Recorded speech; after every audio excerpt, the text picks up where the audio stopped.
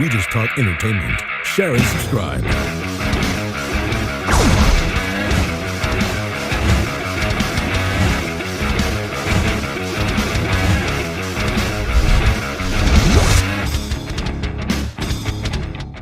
Hey guys, welcome to Entertainment Talk Nation. This is Rob.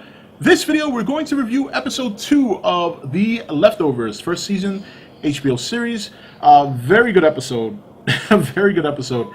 The mysteries continue, which compels you to watch the next episode. And, you know, the chief is really, I mean, he's going through a lot of mental issues right now. What's real, what's not. I think the biggest question mark in this episode is the dog shooter. Is this guy a figment of his imagination? Well, we got confirmation that he's not, because when he was at his doorstep with the beer, the girls came up the staircase and they acknowledged him. You know, they acknowledged him. So he's real to an extent. I'm kind of curious as to whether or not he's some sort of, maybe some sort of, you know, ghost or something, or I don't know what the case is, but because he's hard to find. And when they did find anything related to the shooter, it was his pickup truck, which was parked in Kevin's in his driveway. So the thing of it is that throughout this episode, the mayor, or I think that's what she is, the mayor, and his subordinate are starting to question whether or not, and his psychiatrist or therapist are questioning whether or not this is either A, a figment of his imagination, or B, if it's actually him, because he did shoot the dogs as well. And nobody has witnessed this shooter except him. So it's really making him look bad. And when you're the chief of police, obviously, you know, once you start having these issues, you may not be in a position of authority very much longer. And another thing we got to see is his father. And you saw that his father seemed very normal.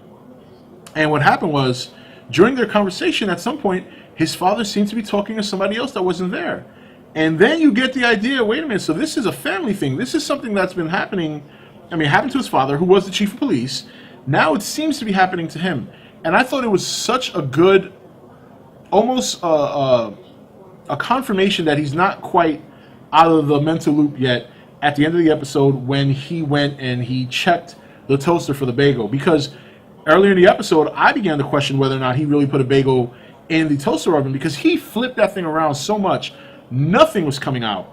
And he even questioned himself. He asked his boss, hey, did you take my bagel this morning? So, you know, he's starting to doubt himself or question himself. I think the bagel scene at the end, when he finally broke it open and he got the bagels out and he saw that they really got stuck, I think that was a way of him kind of saying, okay, so I'm not crazy. I'm not crazy. There is a dog shooter out there maybe, and I did put these bagels in this toaster.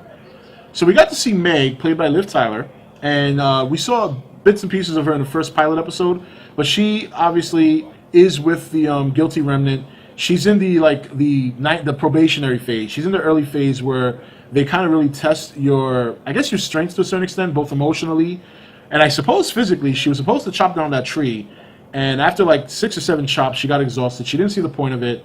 Her superior, or her guide, maybe is a better term, doesn't see, who is actually Kevin's wife, doesn't talk to her. Just walks around with her, writes her notes. That's the one thing right now that I got to say that's a little annoying for me. And I understand that that's from a story standpoint. They stick to their guns. They don't talk. They communicate with notes. But damn, sometimes like, damn, you really got to write this like can somebody cheat? But it's for the story, so I'm just nitpicking there. That's just my personal thing. They're like writing all the time. So she obviously, she seems to be conflicted, but then later, when they think that she leaves the Guilty Remnant, she really just kind of went out on her own to chop that tree down. So I don't know if that's her letting go of her old life and accepting her new one in the Guilty Remnant. I mean, that's how I kind of see that. But it could also be in reverse. She could also say, you know, screw this. I'm gonna cut away this portion of my life, and I'm going back home to my fiance, who's all pretty much given up on her. Like, instead of going there to try and get his fiance back, he seems to have given up. You know, he says, you know what? If she obviously needs them, she doesn't need me because she went to them, and I can kind of understand that. And that just goes to show you what kind of stuff Kevin has on his plate, because his wife's part of the Guilty Remnant. He's questioning his mental stability. His daughter is, I don't know if he knows if his daughter is out there doing crazy shit with her friends, but she's got her issues that he's either aware of or unaware of. Maybe he's got a little hint. His son is part of what seems to be part of this other cult, or following this Wayne guy who's very odd. Very, very odd guy. I mean, he kissed that corpse, and then he seemed to have wanted to kiss Kevin's son, which he put as purging the poison from him, because even though he saved, I guess what is his girlfriend or his wife's life, he killed to do it, and I guess Wayne's against that. So Wayne seemed to me like he wanted him to kiss him so he can purge the poison from his body, and obviously he was like, no, I'm not doing that. And he's got his own pressure, because now he's seems to be a secondhand man to this Wayne, who I guess is trying to come across as some sort of, I don't know, some sort of divine person, I guess. I can't read him yet. He seems pretty weird, but he's against killing, so we know at least we have an idea that he's not going to kill anyone. And he's got a girlfriend that he says is very important, so I don't know what's so important about her. But, you know, it's very weird stuff going on. I did like the episode a lot. I loved what Garvey went through, Chief Kevin went through the whole show with questioning his own mental stability. Now, the girls following that lady was just asinine. Why would you do that? You just found out she had a gun. She tipped that cup over. You're thinking that perhaps she's going to use that as a reason to bend over and get her gun out and start blasting people. And they follow her. And she's like an insurance person. Like, she takes care of people's claims. And she's got to go to these people's house, ask them questions about their son who was Down syndrome. And she's got to ask all these uncomfortable questions that just break their heart. Meanwhile, the girls are outside. You know, Amy's in her car, ransacking through everything so she'll find hand cream. And, you know, Kevin's daughter honks the horn to distract her. They draw the attention of the lady outside, and she easily sees Kevin's daughter in the passenger side, who she also saw at the cafe. And you see Kevin's daughter go from a big smile and laughing to now she's worried shitless because the lady saw her and she knows she's got a big gun. But they were asinine to follow her in the first place. Plain and simple. Asinine to follow her in the first place. So I think the biggest mystery right now is this guy that's going around shooting dogs.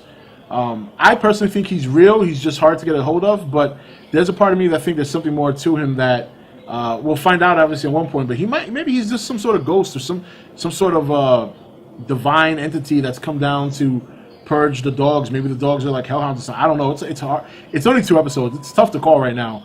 But I am enjoying it. Nonetheless, I am enjoying it. I thought the ending scene, like I said, with the bagels was a very powerful scene and a good message for Kevin to know that he hasn't quite lost it just yet. But anyway, so very enjoyable episode. I'm liking the show so far. A lot of question marks, a lot of mysteries. So we'll see how much of that we get answered as we go along the season. But right now, it's definitely got my interest, and I find it to be pretty compelling and in some ways very powerful. So this is Rob signing off for ETN, where we don't do news, we just talk entertainment. Take it easy. Thank you for watching ETN. Don't forget to subscribe and join the Nation Facebook page. You're watching ETN, where we don't do news, we just talk entertainment. Share and subscribe.